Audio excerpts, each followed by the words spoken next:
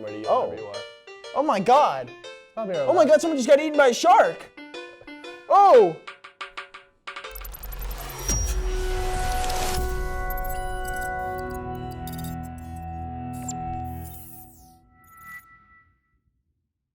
Hello everyone, and welcome back to your favorite show for all things gaming and rarely tech related, Gentoo. I am your host, Gabe Chadwick. And I'm Jonas Pilat, and we finally made it to the last episode of this season of Gentoo, the highlight episode.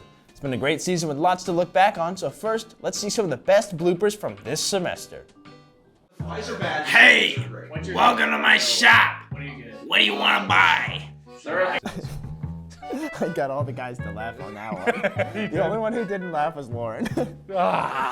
Okay, maybe like bundles of money. Oh. No, I can't. There's no money there.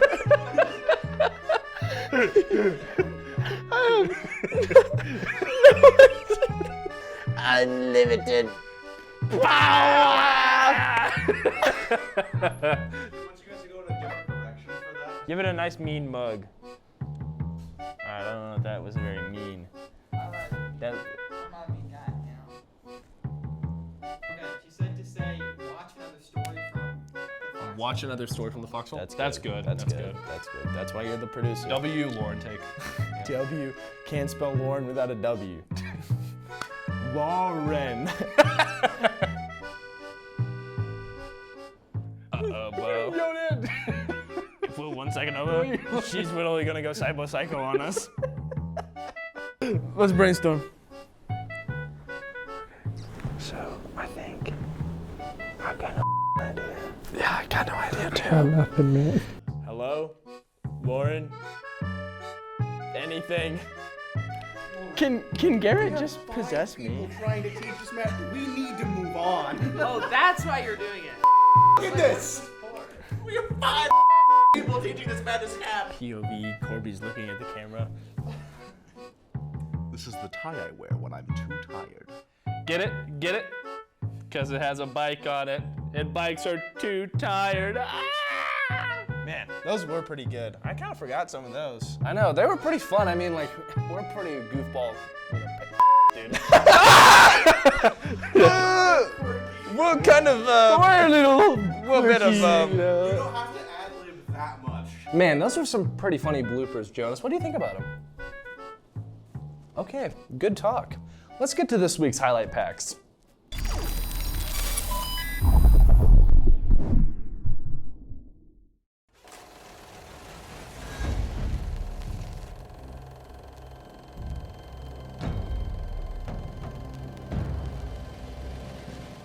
Welcome everybody to the highlight reel of Stories from the Foxhole. Now, while I might have made this story seem like the journey of a single soldier through the war, in reality, it was not that. I died, and I died a lot.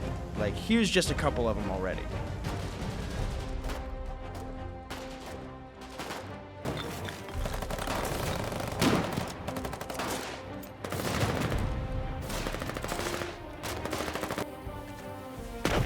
Grenade! Ah! This one.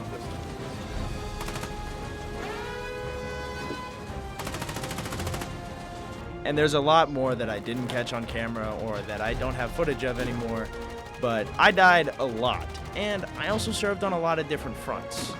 A lot of the times where I would show where I was on the map, in reality, sometimes I'd actually be in a completely different location because I would go in knowing what I wanted to film wouldn't be in that actual location. So I would deploy myself to a different area, get that footage, and then I would tie it into the story in a creative and narrative way.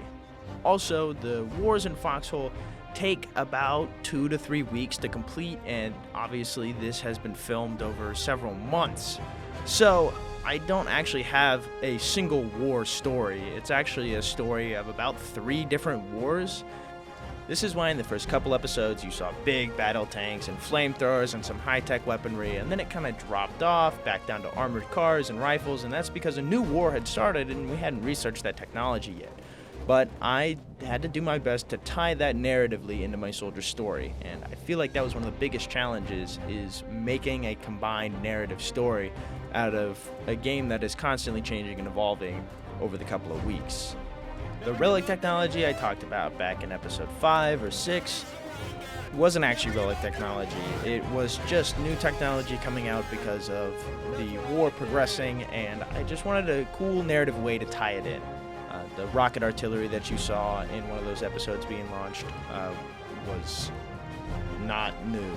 It had actually been in the war for a week at that point, and it just so happened to be on the front that I was serving in at that point.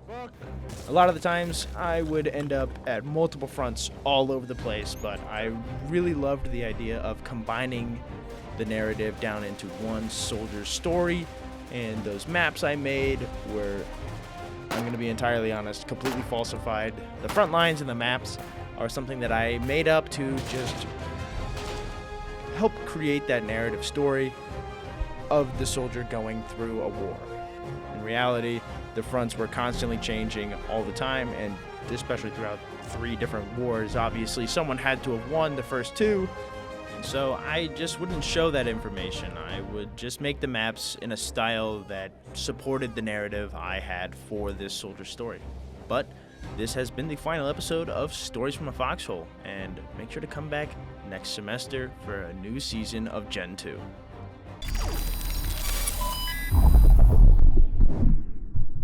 Let's do this. Let's get started. Let's get started. I'm just gonna run with it. We're gonna do this. Hi, I'm Corby, and welcome back to my Content Corner. We have made it to the final episode of this season of Gen 2. As a new member of the group, I want to say that I've had a lot of fun here on the team. I love working with everybody. I've had a lot of freedom to make really anything I want, and it's been really awesome. One thing I've really enjoyed is the fact that I have the freedom to use the videos I make on here and be able to post them on my own YouTube channel that I do as a hobby. Feel free to check it out. I'd love to see you there.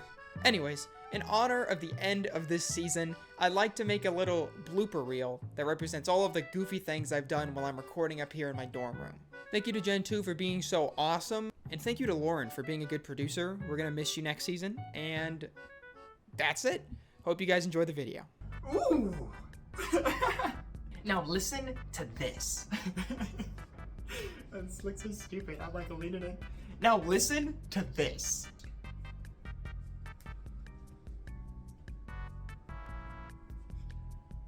Looking a little bit snazzy in the Under Armour hat, huh? Must I say?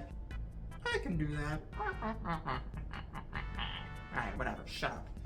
Oh, hey!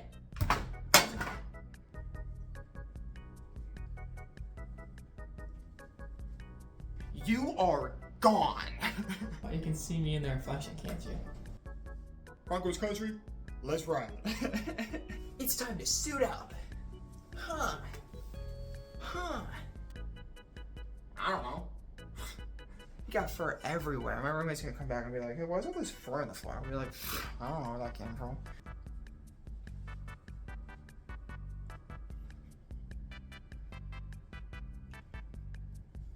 Should've gone no hat. Got a haircut. Looking straight freaking fire, I think so.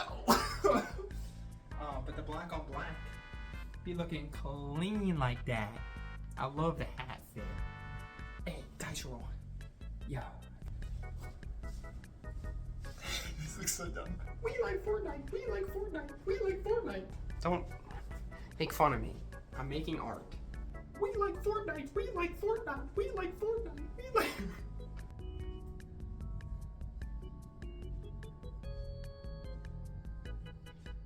That's good.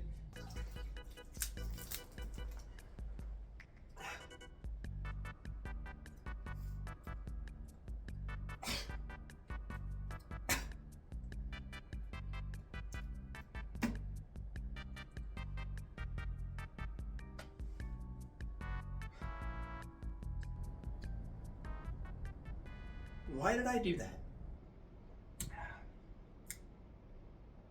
What are you doing? You cut this part out. You don't need me drinking chocolate milk in the video.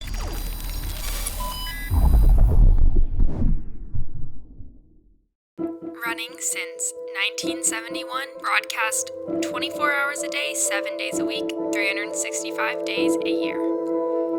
Featuring programs and news from National Public Radio, as well as Americana, jazz, and classical music. KXCV 90.5 FM Maryville, KNRW 88.9 FM Chillicothe.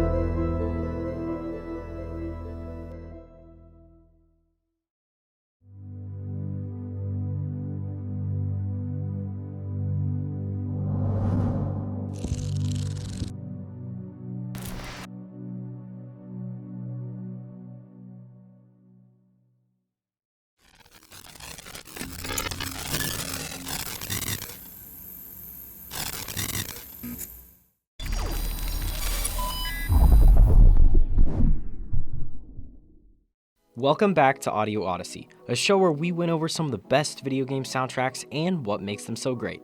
We finally made it to the last episode of the season, and I hope everyone enjoyed watching Audio Odyssey. This week, we're going to be doing something a little bit different, and we're going to be taking a look at my top 5 favorite episodes I made this semester. So, without further ado, let's get into the ranking. Coming up in 5th place is Episode 4, Minecraft. Maybe it's just because I really like this game, but this was one of my favorite episodes I made this semester. I could talk about Minecraft's music for hours because it's so well made, and C418 really is an amazing composer that has some amazing skills for composing such great music. The music of Minecraft will always be special to me and special to so many others. Next in 4th place is Episode 5, Doom. I had a great time making this episode, and I thought it turned out great. And to be honest, before making this episode, I didn't know anything about Doom's composer, Mick Gordon. But as I was writing my script and researching into the music, I realized pretty fast Mick is another really skilled composer that has some really cool techniques to give Doom its cool sound. Doom is another one of those games that its music is just so unique, and I had fun featuring it in this show. In 3rd place has to be my first episode of the season, Super Mario Bros. Everyone knows the music of Mario, and I thought it was only fair to feature it in this series. Because this was my first episode, I was still trying to figure everything out and how I wanted my episodes to be structured, but I thought I did a great job on making my first episode of Audio Odyssey this semester. Coming up in 2nd place is Episode 2, Cuphead. It's really cool to see a video game feature so many skilled musicians all come together to make one big project. The upbeat ragtime music of Cuphead completely immerses you in its cartoon feel, and I had a lot of fun explaining how the composer helped this happen and all the hard work everyone put into the game just to make the music. Finally, in the number 1 spot is Episode 8, Stardew Valley. Before writing my script for this episode, I had no idea that Eric Barone made this entire game. Not only would it be impressive if he just wrote the music, but him making the entire game really made me appreciate him as an artist and a game developer in general. I really enjoyed making this video, and I thought I did a great job editing, gathering B-roll, writing my script, and overall just making a good video. Honestly, before making this video, I hadn't really played a lot of Stardew Valley. I always overlooked the game and didn't really think too much about it. But after researching into the music and playing it some, I realized how much of an amazing game it is and how good the music really is. And that was the last episode of Audio Odyssey. I hope everyone enjoyed watching my show this semester because I had a great time making it and going over some of the best video game soundtracks. Don't forget to come back next semester for Season 11 of Gen 2.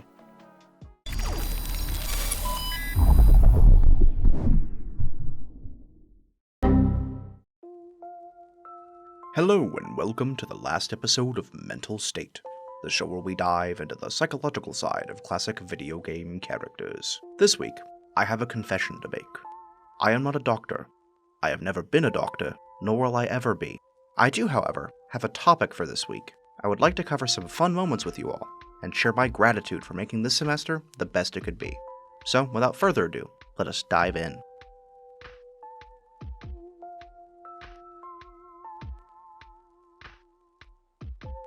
To kick us off, I thought it best to look at some audio mistakes made along the way. My favorites of these would include an Enderman sound, and a mid-recording breakdown. Their mission is to deliver this sun to the top of a tower, under the guidance of a player.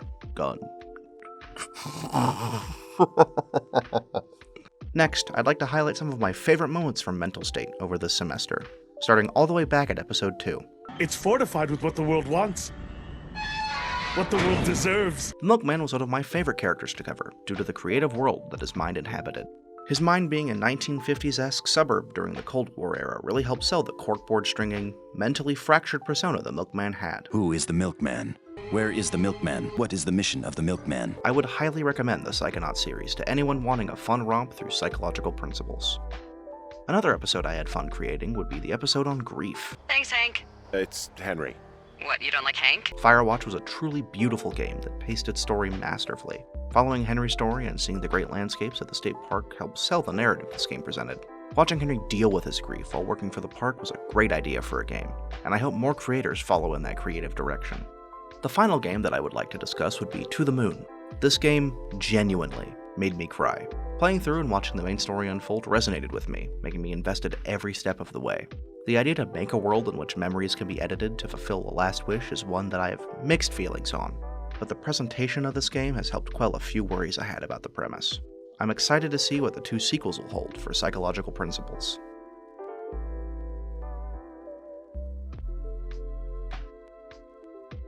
I'd like to take a second to express my gratitude towards Gentoo. I started this semester as a double major in psychology and broadcasting. I was tired, stressed, and stretched to my limit. Making these packs, however, helped me realize that I enjoyed making content over pushing myself to become a therapist. So, I decided to put all my effort into broadcasting, dropping the psychology major entirely. It's been rough adjusting to a new major, but the projects I've made and the projects on the way have given me a level of excitement I'd long forgotten. I cannot express my gratitude enough to all of you watching, and to everyone else on Gentoo, but we can do this one more time. So, without further ado, thank you for stopping by my office.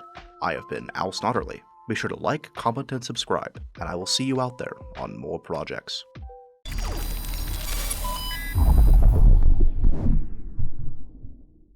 You know, I really do love doing middle bits. I know, they really just like help the show kind of have its own personality. They do. They set up every episode. That's how we kind of come up with the titles for every episode too, is it's kind of based off the middle bit. Yeah, what's your favorite middle bit? Oh, I don't know. There's a lot of good ones. The goose one was really good. Yeah. The one where you were a deadbeat father. Yeah, okay. That was a good episode. Yeah, I really enjoyed that one. I also like the one with the orphans and the fireball. Oh yeah, that one was a good one. Although you did cast a lot of fireballs. Yeah, I got those orphans though. Yeah. Ooh, Firewatch was good. We had a great view out of that tower. I know, and I fell down and hurt myself. Yeah, you did. You kind of ate it on that one. I did. You know, gas is bad, but... What do you got? Oh, Skyrim. Oh, yeah, the very first one. Yeah, those pelts were not washed. I can definitely tell. No, we actually freshly harvested them. Oh, wow. Yeah, that is nasty. But do you want to get to the next packs? Let's get on.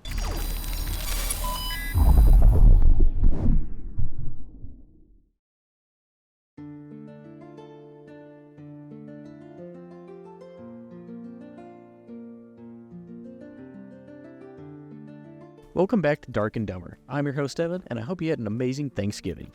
Now this semester's coming to an end, and that means an end to Dark and Dumber. But don't be sad, for we have one last episode.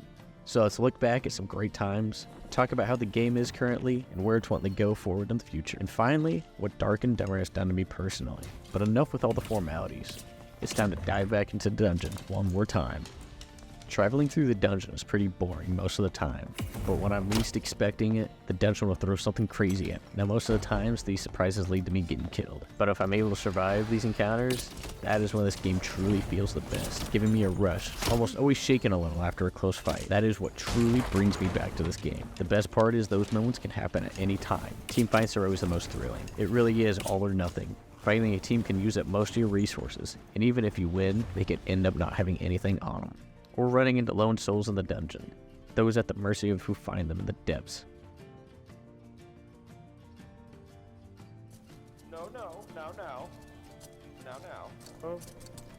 Sometimes those men die, sometimes you make an ally in the dungeon.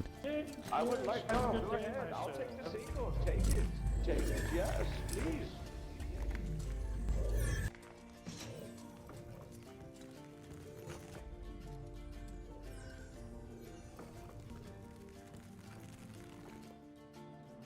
The most thrilling moments that I've had, though, was finding the golden key. Alright, I'll play my song. Oh, shit, he had a golden key. He had a golden key. He had a golden key. Holy. Alright. I have never had something so valuable in this game, and will probably never have something that valuable again. Enough about the past, though. Let's see where Iron Mace is planning on taking things. Early Access Patch 2 has finally been implemented, bringing the biggest changes that the game has had yet. With these big updates comes new content and another big step towards the final state of the game. The biggest change recently is the new addition of the quest from all the merchants, and new ores like iron and copper being added, making crafting more viable. The dungeons are not now only for loot, but for finding certain items for vendors to help get better prices, or mining to collect resources to craft equipment that you can't find. Druid is still not playable, but hopefully we will hear more before the end of the year about that. While Dark and Darker still has some time before its full release, the developers have been great at keeping the community informed about changes to come.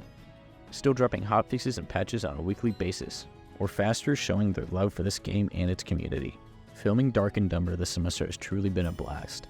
Having to get to know a game so well really makes you appreciate it that much more. I hope you give Dark and Dark the chance that I gave it, because it truly does deserve it. Thank you for tuning in to Dark and Dumber. Make sure to subscribe. Peace out.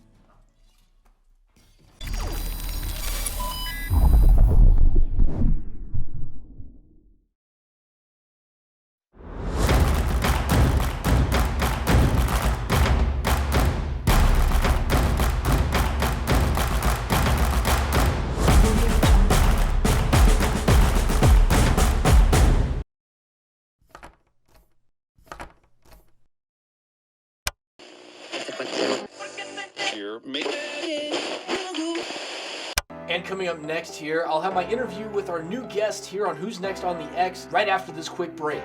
Time of day, we're on in 20. Good morning. Not a lot of us do, you know, but maybe this might be your opportunity for that. Yeah. Who's Next on the X?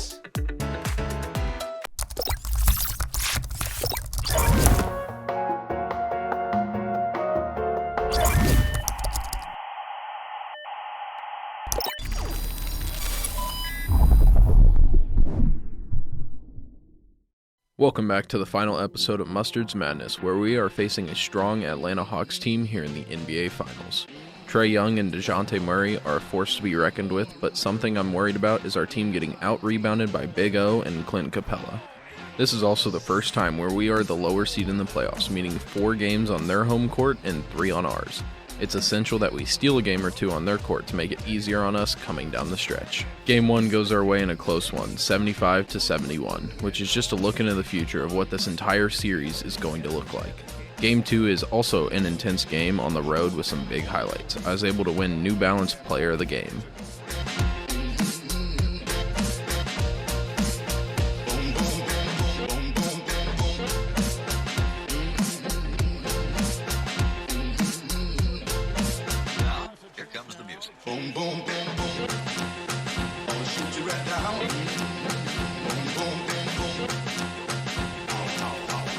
Game 3 also saw us change pace from attacking the interior, which we did in the first 2 games, to attacking from the perimeter, which gives us a commanding 3-game lead over Trae Young and the Atlanta Hawks.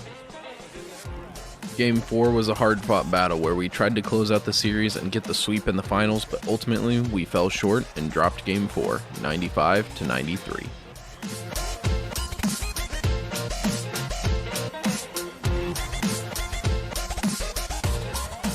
Even though I had a great Game 5, our team chemistry just wasn't on point, which caused a lot of turnovers, helping the Hawks blow us out 114-83. Back on our home court, we have another chance in Game 6 to close out the series with the support of the home crowd.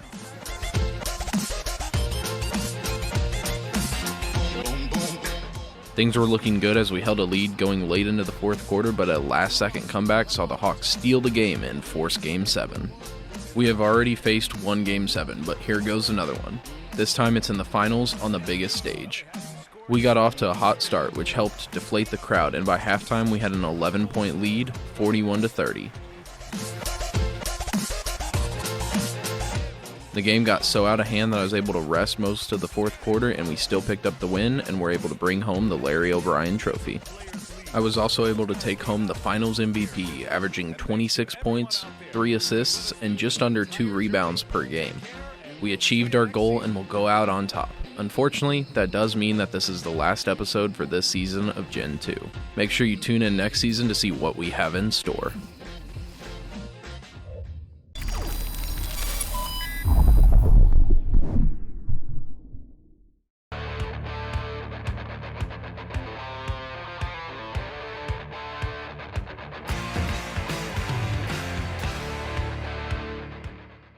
Well, we've made it. The major leagues. No, I'm kidding. Bad things usually happen when that's said. Yes, here we are at the final episode of Cyberpunk. This one is going to be a little bit more unscripted and more just my personal thoughts, because I'm obviously very passionate about this game. Like, the last few episodes would prove that. I would like to just sit down and talk to you guys about why I did this every week. I love this game, and duh. I wanted to really push this game to anyone that may have been on the fence about it or had a negative view on it to give it a second glance. This DLC really did turn it around, because of all the years where they've spent patching and fixing stuff, this is what really it was building up to for a long, long time. And that feels like part of the experience. Is you're watching this game be developed when you're, I think I was maybe in 4th grade when it was originally announced. You're seeing this game build up over the course of all these years, and then it doesn't turn out to be this god tier level game that everyone has said it's going to be. And then you play through all the bugs of the Dark Ages, as the community has called it. There were thousands of memes where people were making fun of like the animations or bugs or how it's not rendering.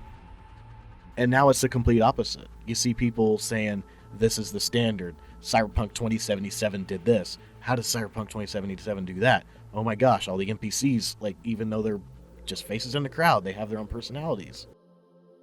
It's part of the experience that I don't think would have been the same had Cyberpunk come out normally. As weird as that sounds, I think that was part of it. And that's what this series kind of seeks to do. It was to sit down with anyone who may have been on the fence about this game or who had issues with it, and to give them a, hey, here's why you should play it, or at least enjoy the story of it. You don't see a lot of developers put this much effort into something they really didn't have to do. And in today's gaming world, I think that's a pretty commendable thing to do. Told you I'd end you someday. That's all I've got to ramble about today. That was the last episode of Cyberpunk. I'm going to keep playing it, obviously, but I hope anyone out there that is now playing it because of this series, they have fun on it. Stay safe in Night City, Chumba. I'm out of here. Peace out.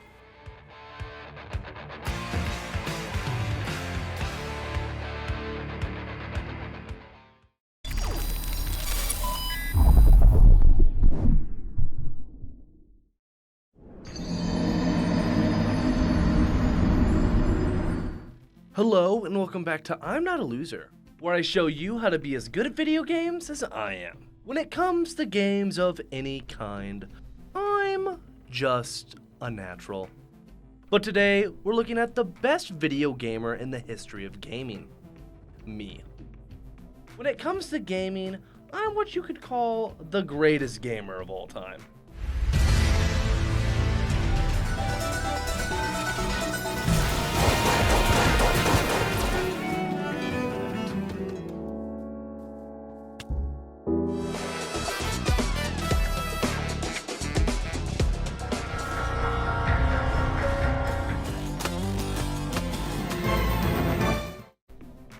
The first aspect of being the best gamer ever is the ability to be flexible when playing video games, which I am just a natural at, by the way.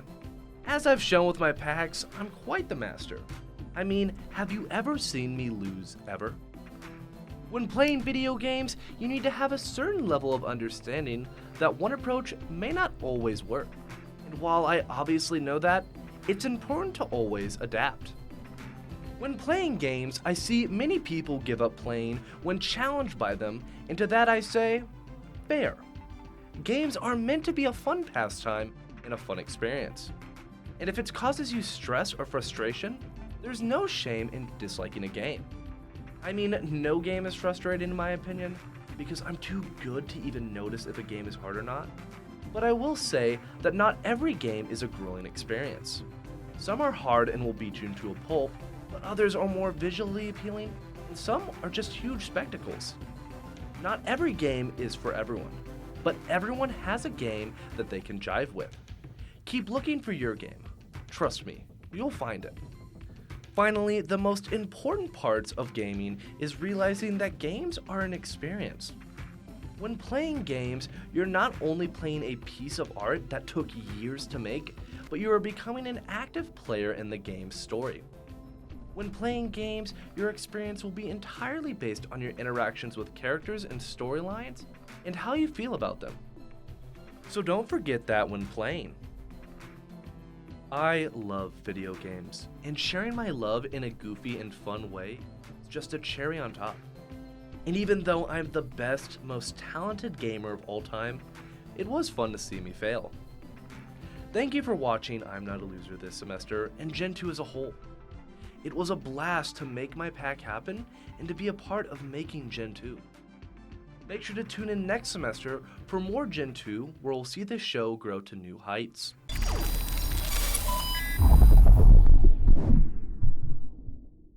And we've made it to the end of the show. Thanks for watching this season of Gentoo. Make sure to go check out any episodes you may have missed this season. Like, subscribe, and turn on notifications so you won't miss the next season in the spring. I am really gonna miss co-hosting with you, Gabe. I'm gonna miss co-hosting with you too, Jonas. I know, but I won't be too far. Yeah, you'll be producing right behind the wall. It'll be pretty fun. Right behind the wall, but you'll have another cool co-host up here. I know. Come back next season to see who it is.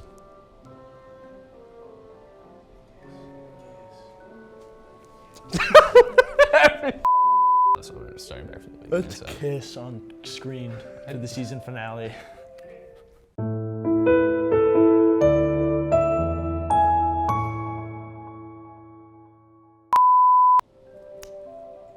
Dub! Dub! Dub. Have you guys, do you guys know Bobby Lee Curtis? Yeah. Have you guys ever seen his like Confederate Asian bit? No.